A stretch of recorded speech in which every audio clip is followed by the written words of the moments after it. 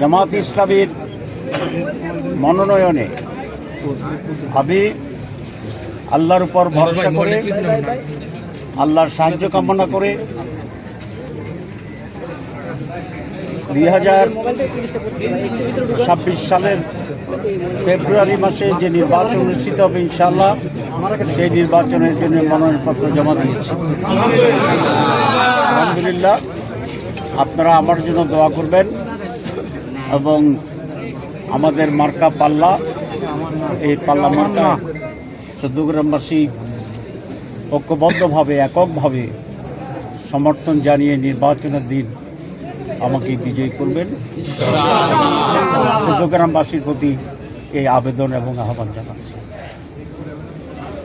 আমি অত্যন্ত আনন্দিত যে নানা প্রতিকূলতার মুখে, নানা সংশয়ের ভিতরে, নানা অপপ্রচার এবং ষড়যন্ত্রের এই বেড়াজাল ছিন্ন করে আমরা প্রতিষ্ঠিত সময়ের ভিতরে নির্বাচনের প্রক্রিয়া শুরু।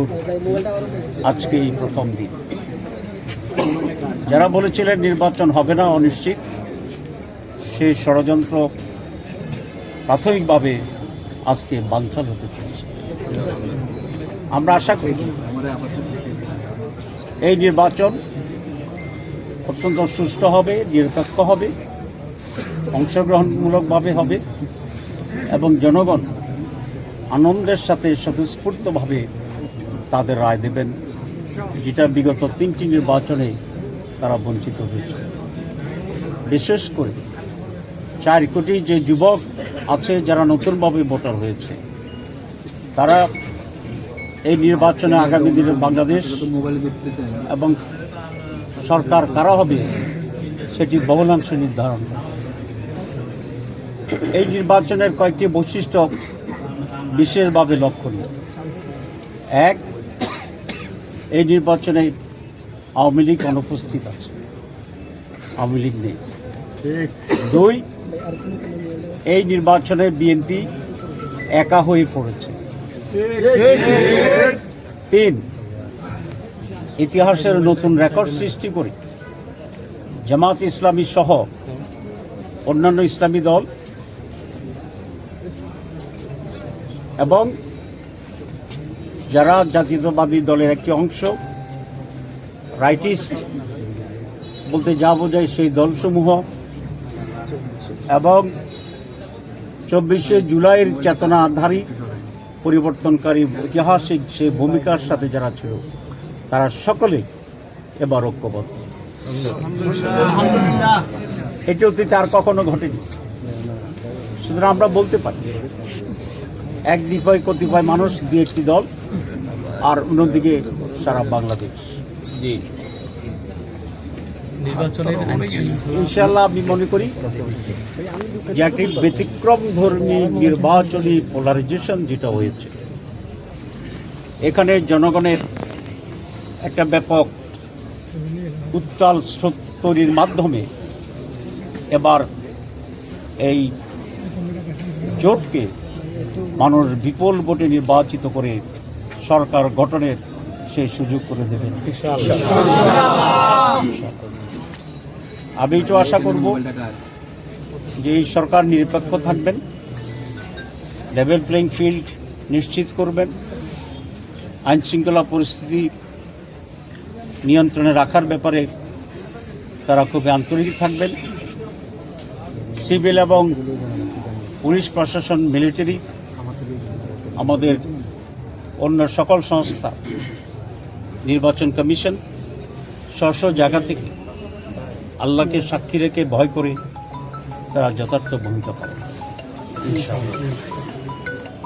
আমি দেশবাসীকে ধন্যবাদ জানিয়ে এবং আগামী নির্বাচনে স্বতঃস্ফূর্তভাবে অংশগ্রহণ করে এদেশের দুর্নীতিমুক্ত বাংলাদেশ গঠনের জন্য যারা অতীতে দুর্নীতি করেছে, দুর্নীতির চ্যাম্পিয়ন হয়েছে, যারা গত কয়েক বছর ধরে লুটপাট করেছে, বিশেষ করে এই কেয়ারটেকার ইন্টারিম গভর্নমেন্ট হওয়ার পরে যারা সারা দেশে লুটপাট করেছে, দখল করেছে, সাদাবাজি করেছে।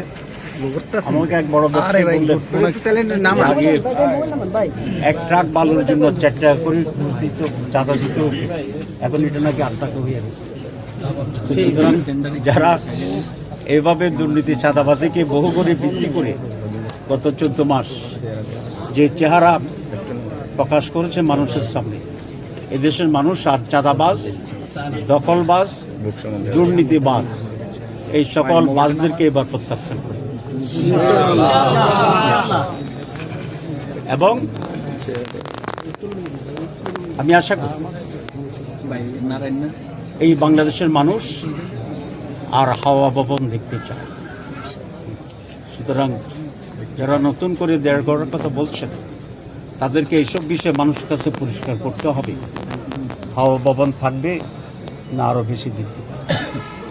আমি আর এই বিষয়ে কথা বলতে চাই না, অনেক কথা বলার সুযোগ হবে, ইনশাআল্লাহ সেটা বলবো। আল্লাহ শুকরিয়া আদায় করছি যে মাঝখানে আমি একটু অসুস্থ ছিলাম, জানেন আমার হার্টে রিং পরাতে হয়েছে, তো কয়েকদিন বাসা থেকে বেরোনি। আজকে ইনশাআল্লাহ সাবমিশন করতে থাকবো। সারা দেশে আমার কিছু কাজ আছে রাজনীতি, আপনি জানেন। তো নমিনেশন সাবমিশন ফাইনাল হয়ে গেলে এবং উইথড্রয়ালটা ফাইনাল হয়ে চূড়ান্ত হলে ন্যাশনাল কাজ কিছুটা কমে যাবে, যেটা এখন আমাকে করতে হচ্ছে বিভিন্ন দলের সাথে সিট বন্টনের ব্যাপারে, জোট গঠনের ব্যাপারে। এসব সেটেল হয়ে গেলে আমি ইনশাল্লাহ বাকি সময়টা আপনাদের পাশে থাকবো, থাকবো। জি, 2টা প্রশ্ন করতে পারেন। আসন থেকে শরীর থেকে কারা কারা প্রার্থী হচ্ছে? মোবাইল নিচে নামা। কুমিল্লাতে তো আমরা 11টি আসনেই শরীকেরা মিলে আমরা অংশগ্রহণ করছি।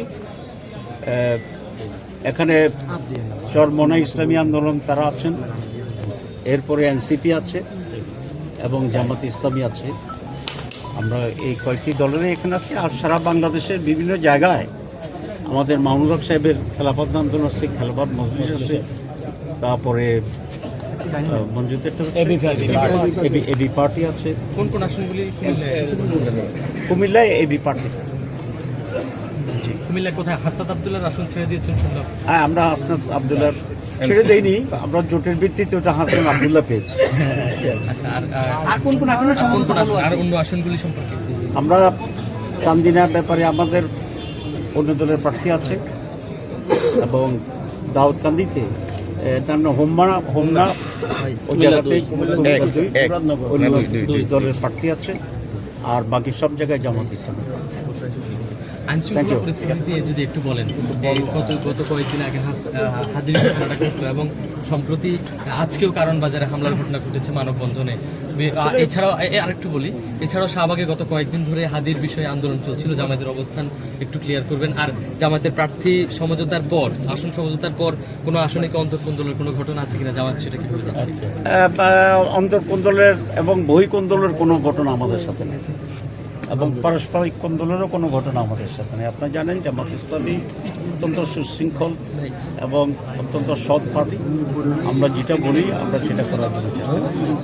আইনশৃঙ্খলা পরিস্থিতি এখনও আমি মনে করি খুব বেশি খারাপ আছে, এটা আমি মনে করি না। 18 কোটি মানুষের দেশে মাঝে মধ্যে কিছু ঘটনা হয়, এটা আমেরিকা হয়, ইউরোপে হয়, আমাদের দেশটা তো একটু বেশি ফ্লাশ হয়। তারপরেও আমি মনে করি আইনশৃঙ্খলা যারা মেনটেন করেন তাদেরকে আরও সজাগ হতে হবে, সচেতন হতে হবে। আমরা সরকারের ইলেকশন কমিশনের বারবার দৃষ্টি আকর্ষণ করছি।